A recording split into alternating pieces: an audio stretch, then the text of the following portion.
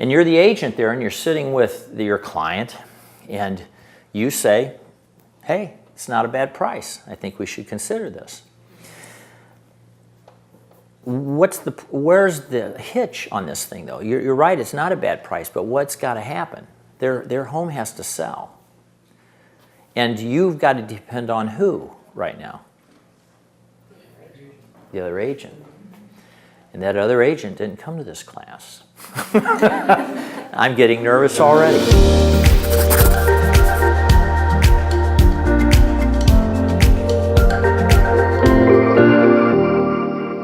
Well, let me ask it one way. House sale contingency.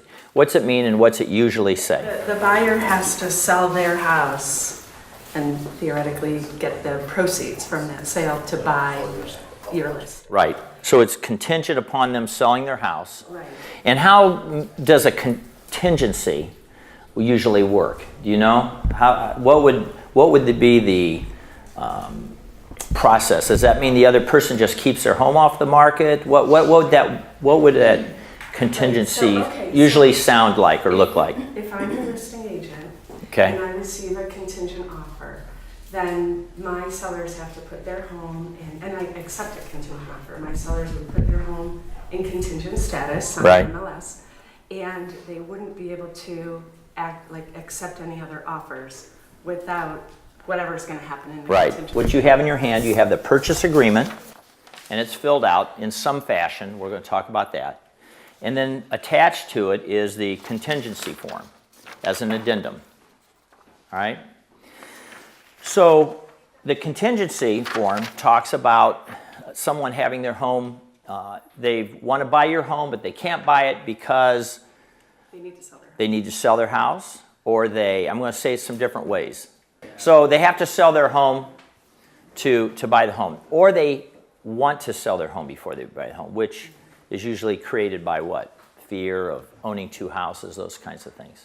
Then the concurrency, it would be different. It would the same. They would still want to sell their home, but they're allowing the seller to continue to market their home and to market it to anybody they want. So, and we'll discuss that a little bit more.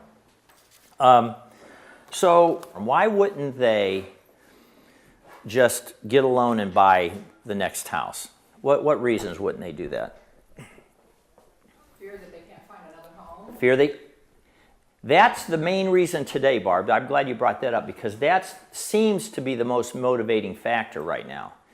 They're out there looking at houses. They want to move. They know they want to move. But they've looked around and they saw 3 of them that they wanted to buy, and what happened? Sold. So it creates what inside the person? Fear. Has anybody ever say, I don't want to be homeless to you? Everyone's had that. Not everyone, but if you've been in the business, people say, well, I don't want to sell my home if I don't have something, right? So that's one of the big reasons right there. Whether they can or can't purchase without their home being sold can be secondary at sometimes. It's just the fear factor of not having a place to move. What other reasons might they use a contingency or a concurrency? And I'll use contingency, but we'll use them side by side for a moment. They truly cannot afford to buy. They truly can't afford it. Selling theirs. Right. So they can't afford 2 homes. They may have the cash, enough cash for the down payment, but they may not be able to afford the 2 mortgages. Or they might be able to afford the 2 mortgages, but they don't have the cash for the down payment. So there's that reason. Is there any other reasons somebody might not do it? I think that a lot of times it's a playing safe position for many people. It's just, I never take risks, and I'm going to make sure that everything's in place. Well, I'm going to talk about the problems with it just for a minute. So I'm going to create the picture and tell me where the problem is, okay? All right. Here's the picture. Barb, your people. We're going to talk about your people for a minute. They've gone out there and every house they see ends up selling. So now I got a picture. Here's the picture. I have a home. I want to move. I want to buy another house, but there's a variety of variables that I don't know, isn't there? What's some of the variables I don't know? What am I going to have to pay for the other house? You know, I want to only spend $200,000, but wonder if I have to spend $220,000, $250,000. So that's a variable. What's another variable you don't know yet? Whether a house meets their criteria. Yeah, but They're right, always saying that. that they'll find it. But there's the other variable I was looking for is their home. What's my home going to sell for? Wonder if I have to give it away. You know, have you ever heard that one before? I've never seen them give them away before, but I hear this statement a lot. So there's a couple of variables out there that are very difficult to work with because you're wanting to move this along for them to purchase this next home, but you don't know what theirs is going to sell for. You're not sure what they're going to pay for the next home. So those variables exist. But what creates the problem with contingencies in writing? When you write a contingency and you're going to present it, what kind of problems are created on the seller's end? You get a contingency on your house, Laura? You had one, or who else said they had one? Robin, I've been talking to Laura like this. So Robin, so you get an offer on your house. It's contingent upon their selling. What goes through your mind, and what do you communicate to the seller? That's when you get this. What's in your head? I think that I would ask: is it contingent upon them getting an offer on their home, or is it contingent upon them having an offer and closing? And then, if they do have an offer, what does that offer look like? Right. Is that a contingent offer? Right. So there's multiple contingencies might be involved. But one of the so you may have multiple contingencies. One guy's buying the next house. So because if it's contingent upon his closing, and somebody's buying his, what else is it contingent upon? Right, so I'm always, The other guy's selling. I'm always really thinking, where's their house? How quick do I think it's going to sell? How are they going to price it? All those things that give my seller more certainty that this is a good situation. I'm glad you said that because that's one of the reasons I want to talk about the contingency. Contingencies in some ways are easy to understand if you read them, but understanding what you just said is probably the harder part of the part that we miss. And that was, is their home going to sell? Right? Am I willing to take my house off House. the market for this situation? Did you hear that? This buyer. Am I willing to take my home off the market or even have any kind of concurrency or any contingency involved in it at all on a house that might not sell? I'm going to give you a picture of the average buyer that wants to use the contingency form. Mark's laughing at this because this is true. I think I might have talked to him yesterday about this. This is your average buyer who has a home to sell that wants to buy the next house. Here's how his mind thinks. Gary, I want you to write this contract for me, and I want to make it contingent upon my house selling. Okay? Everything seems pretty good right at this point. But their next words are something like this. Now, they may not say these exact words, but you start to hear it and feel it. And it goes something like this. Now, Gary, here's what I'd like you to do. Now, we're going to write the contract. That'll take you an hour or two.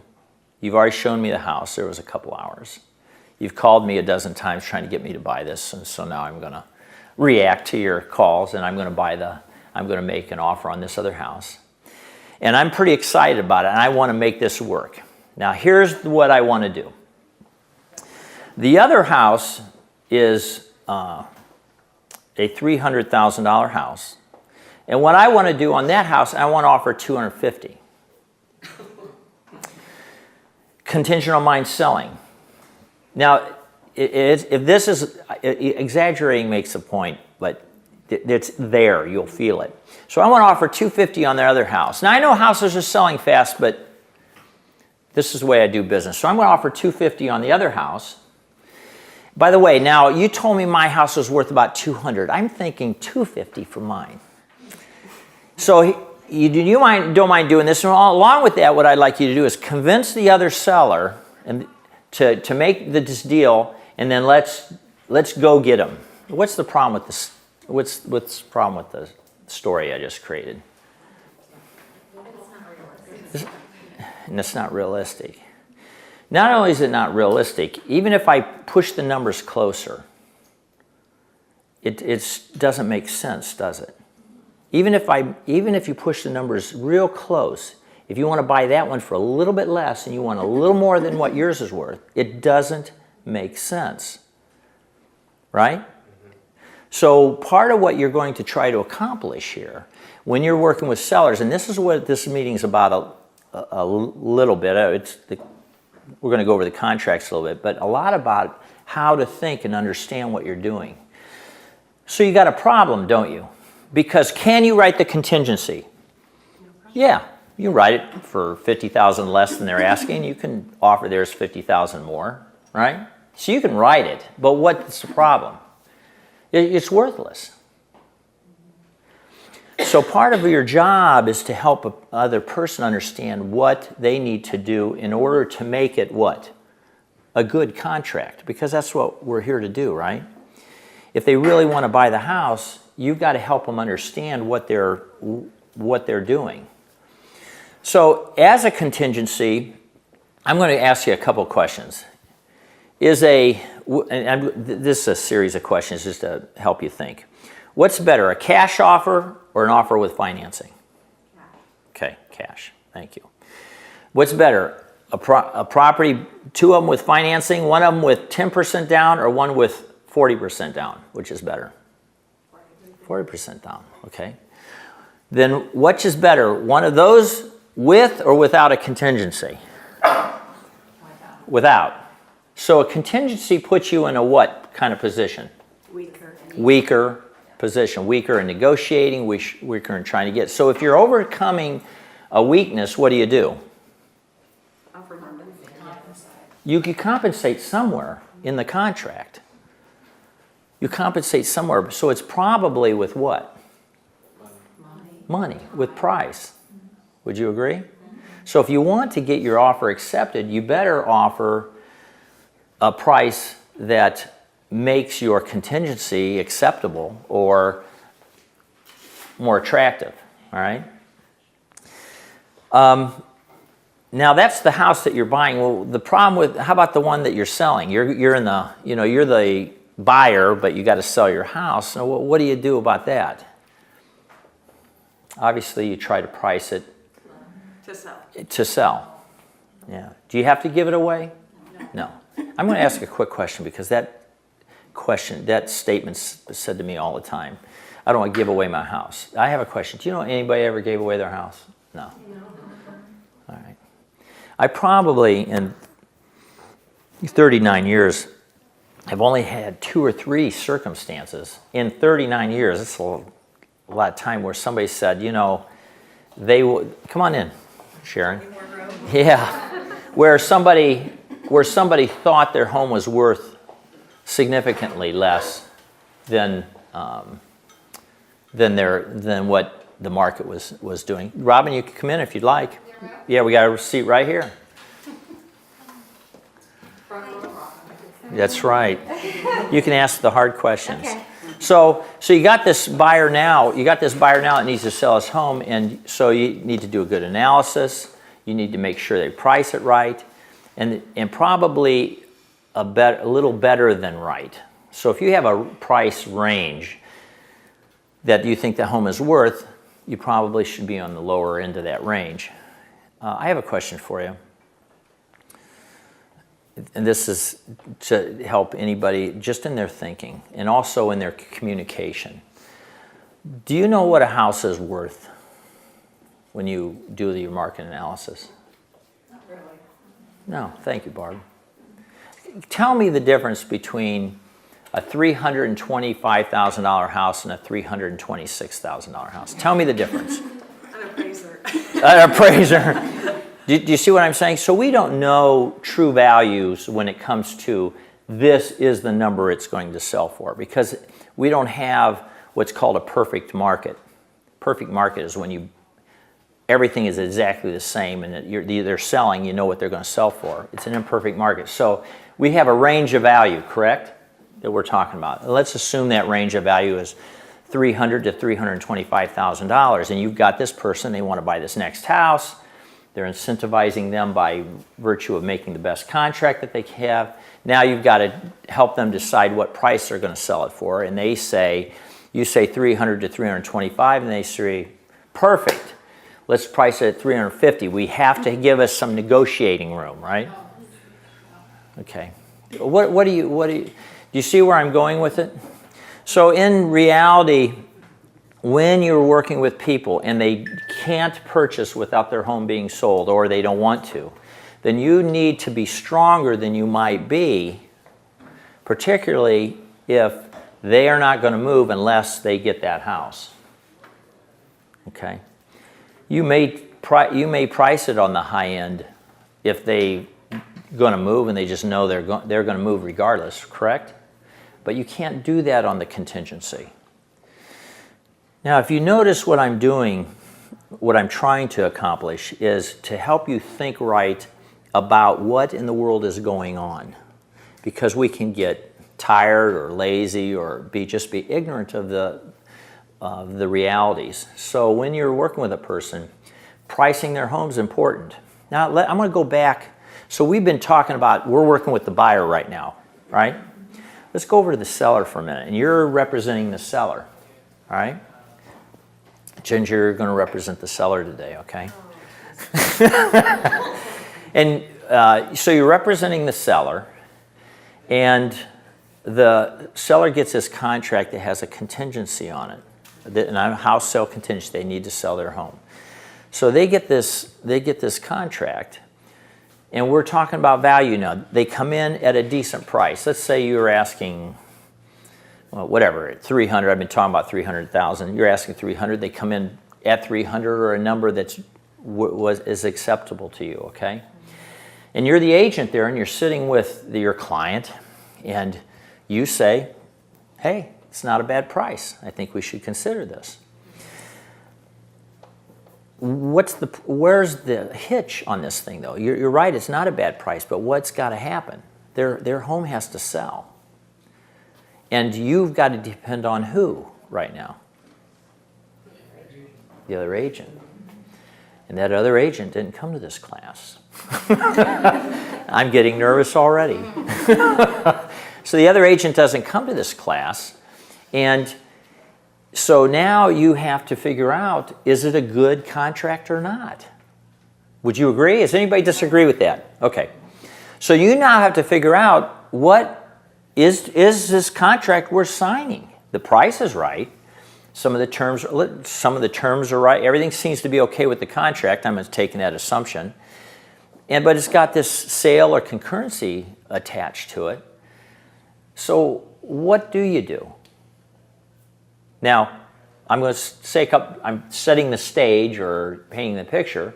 You haven't seen the house, correct? Okay. You haven't been in the house. You don't know what their motivations are. You don't know anything other than what right now?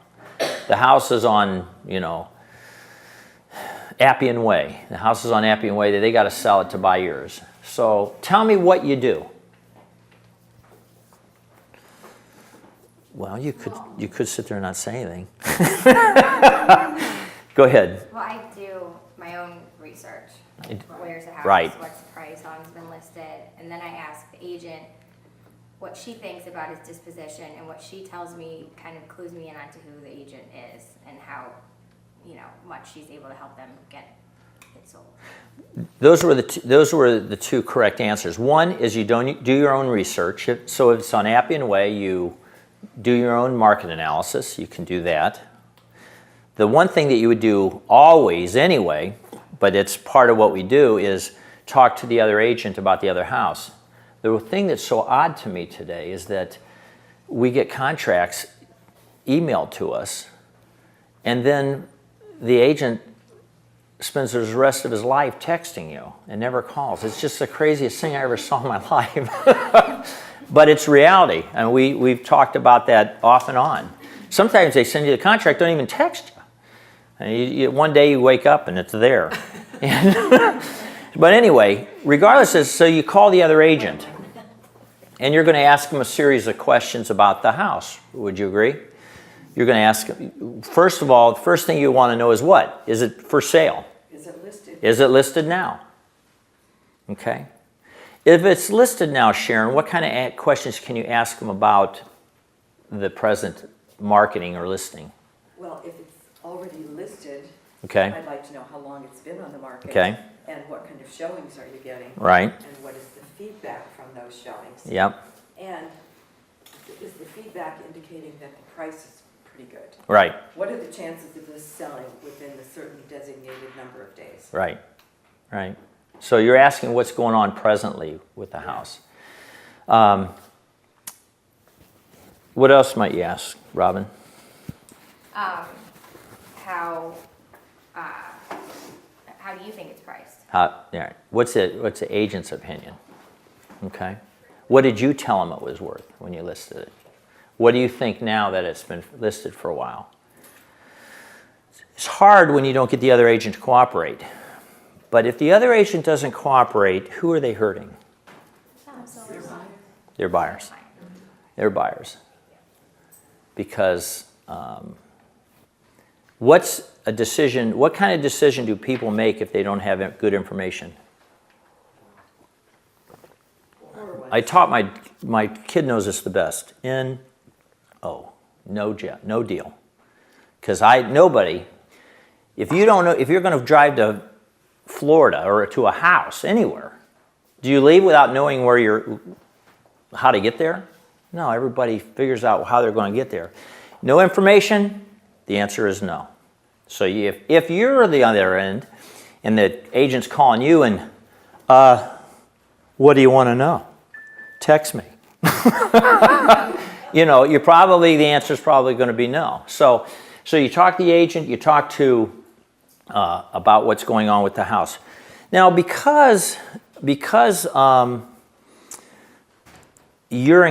in control right now, by the way? The seller. Seller. And who's the seller listening to? You. Okay. So who's in control? You. Oh, gosh, that's interesting. You just have to make sure that they know they're the ultimate decision maker. But they're looking for you for control, correct? If I say to the seller, gosh, you know what a contingency is, don't you? You've probably done 20 or 30 of them. What's he going to say? No. He's waiting for you to what? Guide him. Guide him. I'm going to be a little stronger. That's a nice way of saying it. Tell him what to do. He wants you to tell him what to do. And then you ask him if that's what he wants to do. You say, Mr. Seller, this is what I would do. Is that what you want to do? And when he says yes, then he's giving you the approval to do it. But guiding's it's kinder. But I'm making it more for the point. So you have this house that they're wanting to sell and to buy your listing, and you're the selling agent, so you're working with the listing they want to buy. What things could you do that seem like above and beyond, but that maybe aren't done normally but could be done? What kind of things might you do? Hey, Gary. I always ask the other agent if it's already been listed, or if it's already listed. If it's already listed, I'll ask them in a fun manner, if you will, assuming that I can actually get them on the phone.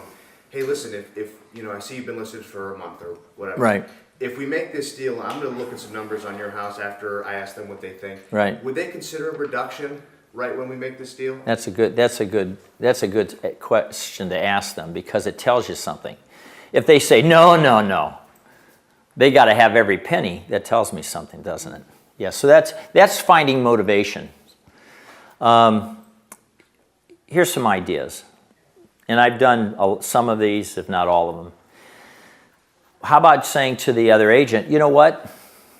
I'm available right now. Could I come over and take a look at the house? Is there anything wrong with the look in the house? I mean, it's for sale, right? Even if it's not for sale, can you do that?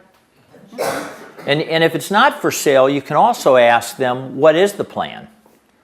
I mean, just because it says they're going to sell their home doesn't mean they're going to sell their home. They may put it on Zillow, you know?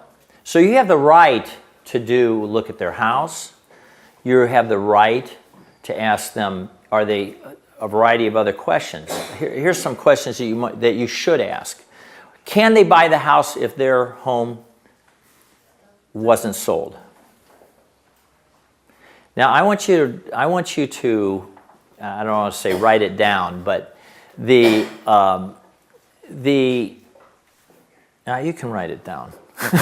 That's probably one of the most important questions you're going to ask. Can they purchase your home if it's not sold? If they haven't sold their home? What would that tell you? Tell me what goes through your mind when you know that, when you hear that. That they don't need to sell the house. They don't need to sell their just want house. to sell it first. Right, right. And Now I'm I have a little nervous, but yeah. there's a chance. That is probably the most important question. The reason is it gives you the ability to know how to negotiate. If they can purchase without theirs being sold, then you know they can buy it when? Now. Which changes the game as far as I'm concerned. Because they're not buying your house right now for one of two reasons. Maybe only one. Why aren't they buying your house right now? They're afraid theirs won't sell. Fear. Fear. And why are they fearful their home might not sell? They know it's priced too high. They know it's priced too high, or they think it's going to be, they want more money than it's worth. Right? But foundation problems can be fixed with price.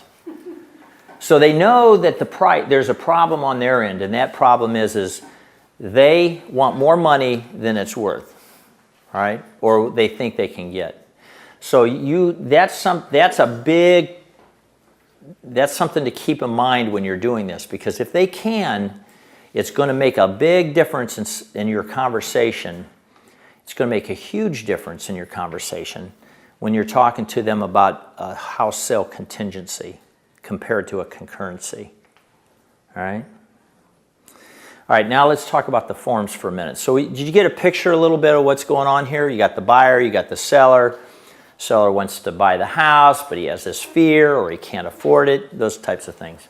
I'm going to talk about, the first form I'm going to talk about is let me do one thing first. In your purchase agreement, you're going to have the purchase agreement filled out, and you've got some problems built into the purchase agreement, don't you? You don't have a closing date, really, at this point. You're probably going to need another addendum along with the house concurrency or contingency. You're going to need some additional information.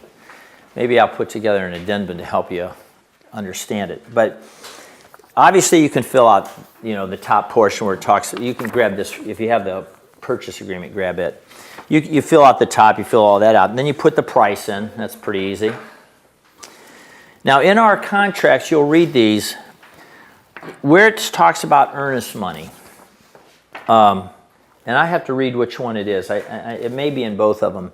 But in these forms here, which are put out by the Board of Realtors, it says that I'm sure on the concurrency, I'd have to read on the contingency, but it says that the deposit won't be, where they talk about earnest money, it says it won't be deposited until the contingency is released. I'm not sure if it's a concurrency or contingency. You can read it, but it does. So if that's the case, you need to write in here where it says earnest money of $5,000, and then you should put in there to be deposited upon removal of the contingency, because that will coordinate with this addendum right here. All right. So read that. Make sure you have that correct. Then you'll fill out the rest of it, about the how it's going to be purchased. Then we get down here to financing. And darn it, I'm getting confused for a second here. On financing, I'm going to read it to you. I'm going to see if they're both the same. No, they're different. On the house, well, you know what? I'm going to do it backwards. I'm going to go over this first because it will remind me of how to fill out the purchase agreement. Here's what I want to tell you about this, though. When you're going to have a concurrency or contingency, then in the form where it talks about the addendums, the very last one, it talks about other, make sure you have in there, you know, contingency or concurrency addendums. So make sure you have that in here. All right? Now I'm going to give you something that I've seen that is somewhat consistent. I'm going to say two things. One one thing that's somewhat consistent is this. I see contracts come in from our company and also from other companies that says this contract is contingent upon the sale of their home at Appian Way. Well, that may be true, but what's supposed to happen in the meantime? They don't have a form attached. So you need to have something that explains what's going on. And this contingency form does that. Many people send that over like that, and I'm like, well, that's nice, but now what happens? You know, are they going to go to the bank? Are they not going to go to the bank? So you need to have the form, not just a sentence in there. All right? And, oh man, I'm losing my thought. Okay, there was something else that was incredibly important, but I'll go on to it later.